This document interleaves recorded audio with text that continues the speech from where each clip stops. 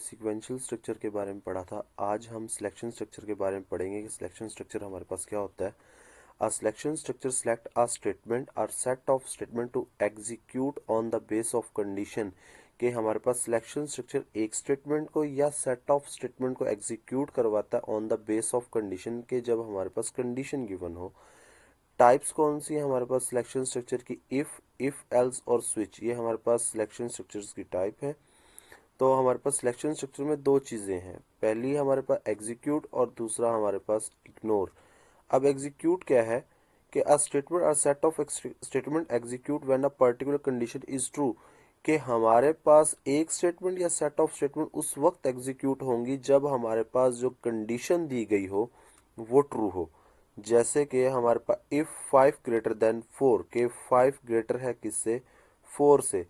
तो ये बात दुरुस्त है, कंडीशन हमारे पास क्या है? ये ट्रू है।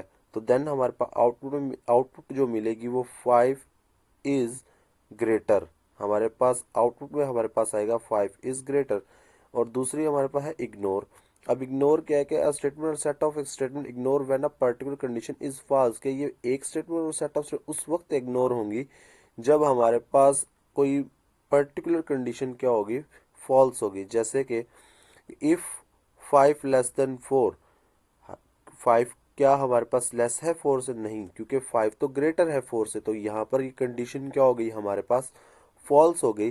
तो देन हमारे पास ये जो ब्लॉक है स्किप हो जाएगा, यानी कि हमें कोई आउटपुट नहीं मिलेगी इसकी।